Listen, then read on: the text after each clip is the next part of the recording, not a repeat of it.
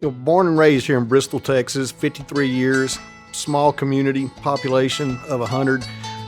Something very, very important to me that I never left home. And it's probably one of the things I'm most proud of. My dad was born here, my granddad, my great-granddad, and my great-great-granddad. And, when you're sitting there looking at the pictures of these houses, to me, it's very, very unique that, in one picture, you see a wagon sitting in front of it, back in the late 1800s. And now you see a small, looks like a gated community. None of us never left, and the key thing is we're still in the same house.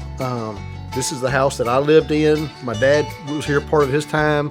My granddad, my great-granddad, my kids, my grandkids have been here. So now we're looking at 6 generations. And that's a very key thing, because one of the things that we don't do anymore is create legacies. So many times kids, all they're thinking about doing is, how do I move 500 miles away from home? And then every Easter, every Thanksgiving, every Christmas, every Memorial Day, they spend 3 days driving back to the place that they left. Never understood it. And the key is, when you have your family here, and when you looked at them photos and we were driving around the ranch, there's 11 homes that are on the original Sparkman homestead. And then the pictures you're seeing now is the views you're seeing is we decided to buy another ranch. My uncle once told me, he goes, "You're not a man if you don't own land." And that always stuck in my head, was you need to have land, because you can give your kids a car, but if you give them land, if you give them a home, you're giving them shelter. Is huge, because this is where your mentoring comes into life. Who are you learning from? Who are you learning your knowledge from? My kids getting to grow up in one home, my grandkids getting to be here. The opportunity to live next door in the same yard with my mom and dad, with my granddad across the street, knowing that when me and Renee were young, that our kids had the opportunity, when we failed as parents, that my mom and my dad picked up the bits. They made sure that they were learning right. And so it's just so key keeping the family in one place. And for some reason, that's a tradition that's being lost. And with the loss of family, we're losing legacy. So it's always been key for me. It's always been key for Renee. Married 33 years. My oldest son, 33 years old, with his beautiful wife and their 3 kids. My daughter Reagan and my son Peyton. I just really like explaining to people the significance of family and how important it should be to you, because there's going to be one day when you turn around and you look up and it's going to be all you have. 8 years ago, fate would have it, a gentleman came into my life. A friend of mine called and told me I should meet him. Spoke to him at 6:40 one night. His name was Philip Hudgens from Danville, Virginia. We hit it off real well, because he talked worse than me. We couldn't understand each other. It was literally like a dog and a cat talking, because both of us had such country accents. But I flew to see him the next day. 6 months later, he was in London, Scotland, Ireland with me. We became best friends.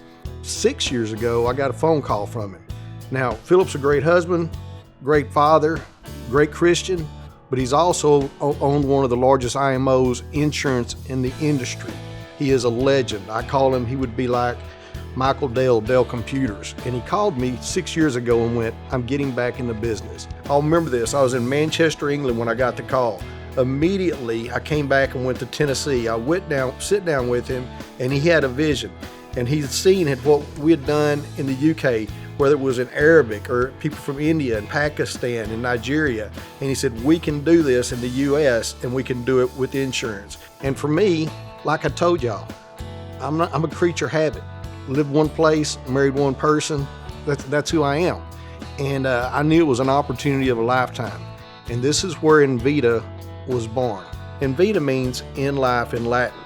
Our goal was to build a company. Even though we knew we could only build it in the United States, we were going to build an international company.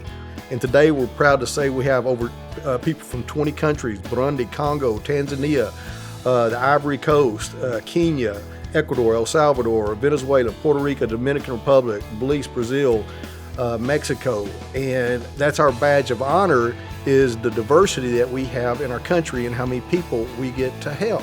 And it's made a very big change in my life, because all my life, I had never had the opportunity to help people like this.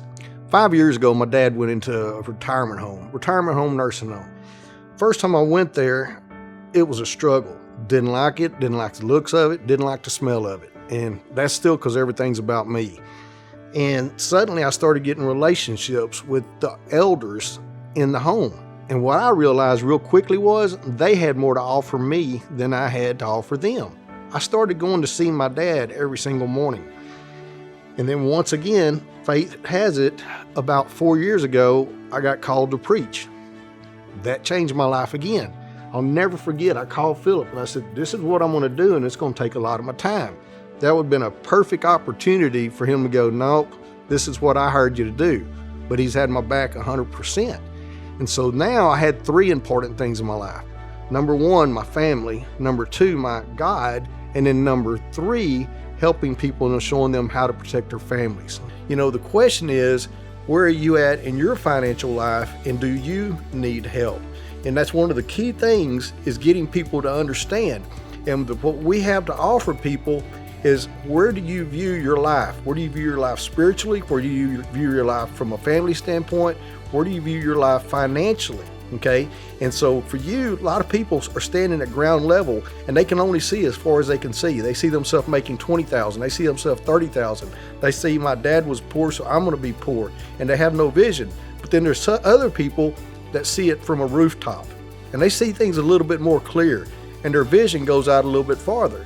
Me, I see things from a mountain. If you drop me in Kansas City, I believe my view's so high I could almost see the Gulf of Mexico. But Philip's is like a satellite view. He saw what we were going to do. He saw the ending in the beginning. You know, one thing I want to challenge everybody is, don't let anybody tell you you can't do something. See, that's the problem, is who is mentoring you? Who's mentoring me? Most of us are mentored by the wrong person. We're sitting there getting marital advice from somebody that's been divorced 5 times. We're getting financial advice from somebody that's broke, okay? Who is mentoring you? You get to see a kid with a high school degree that's a CFO of a company, okay? Don't let anybody tell you what you can or can't do. But more importantly, if you fall in love with what you're doing, you're going to be successful at it. I love going to the elders' home. I love being a granddad. I love building teams and helping you get your goals. But you got to pick up the phone and call somebody. Just take a step.